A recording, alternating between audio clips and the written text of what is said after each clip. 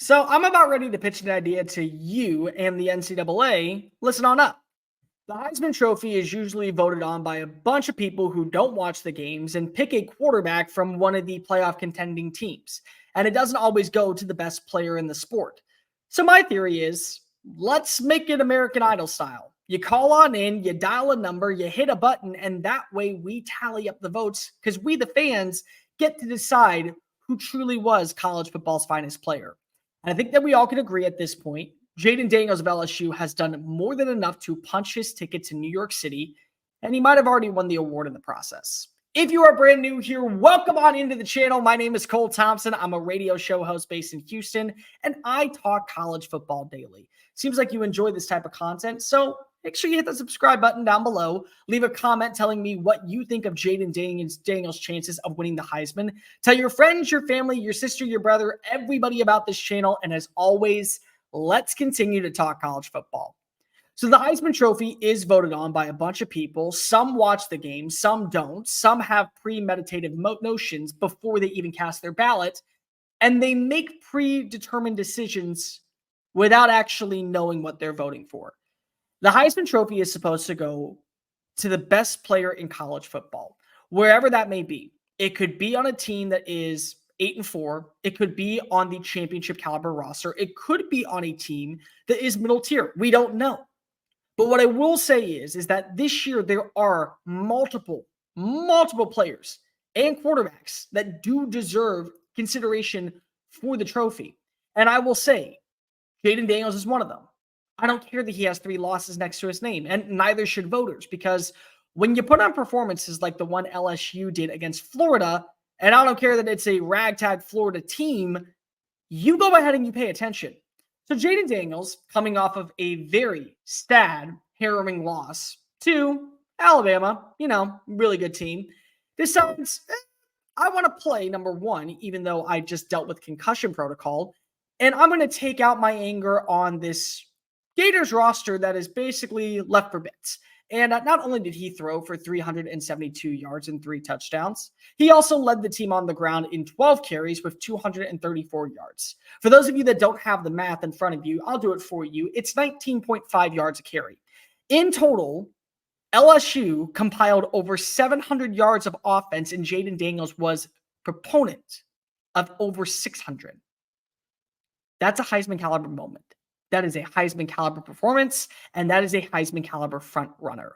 And I'm not going to disagree. A lot of people have seen my videos. I have talked highly of Michael Penix Jr., who's one of college football's best deep ball throwers. He leads the country in passing yards. He's been phenomenal this year for the Huskies, and he was my pick at the start of the season, back when his odds were minuscule to win the damn thing.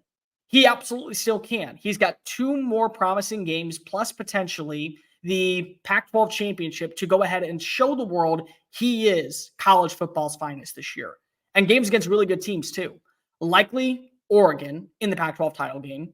And of course, you have Oregon State this weekend in Corvallis, another road test for you. So don't tell me that Michael Penix hasn't played anybody. Just like you can say the same thing about Bo Nix. Bo Nix has drastically turned his career around in the last 2 seasons during his time at Oregon. And the guy who we all saw at Auburn, Alabama, find a way to fumble the bag was more so able to kind of step out and say, no, you didn't utilize me properly, bro, because look at what I'm doing now. He's one of college football's best deep ball throwers. He's able to handle the necessities of running an offense.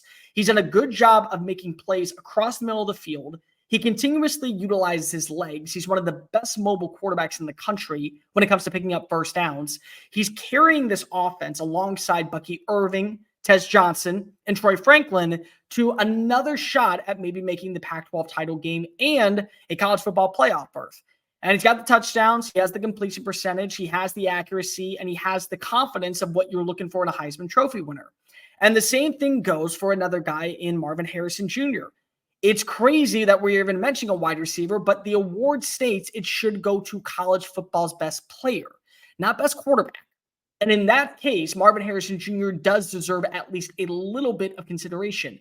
The dude basically won a football game against a top 10 team by himself.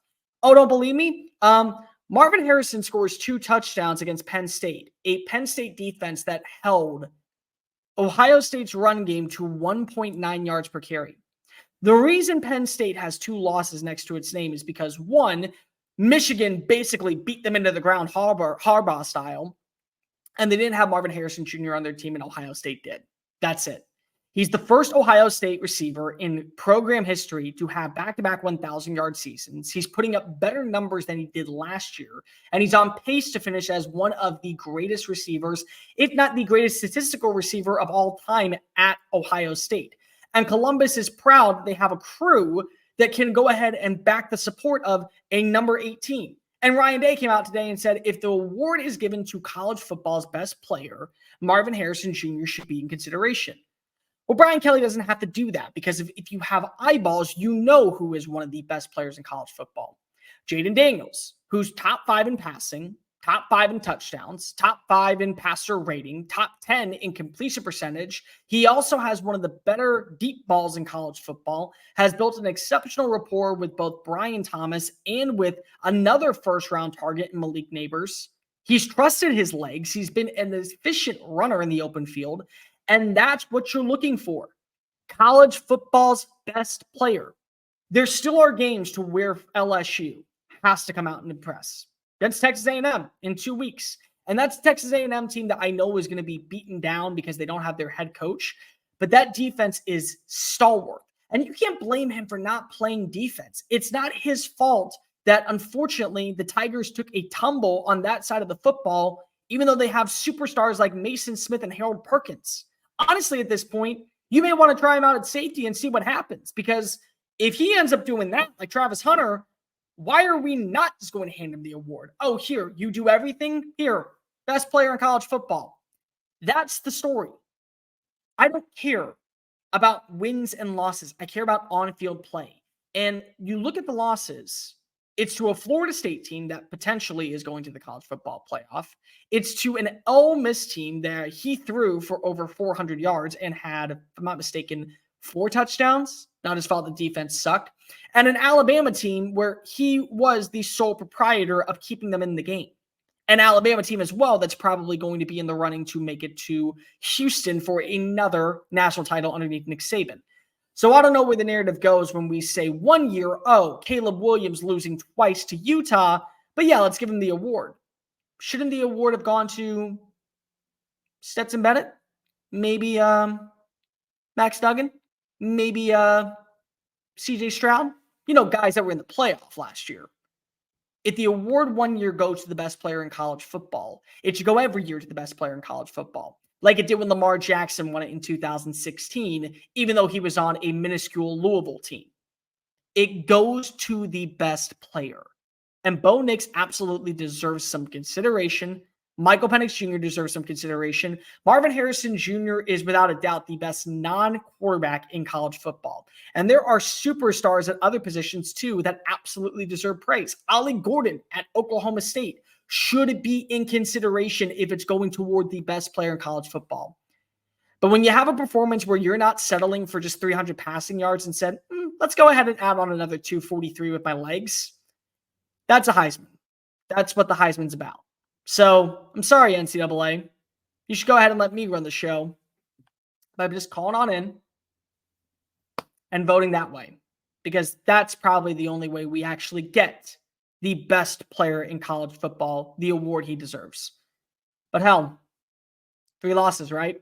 Hey guys, thank you so much for watching that video. Don't hit the X button yet. Make sure you hit subscribe to keep up with all of our daily content found on Just Saying It and anything else that we post on this channel. Bye.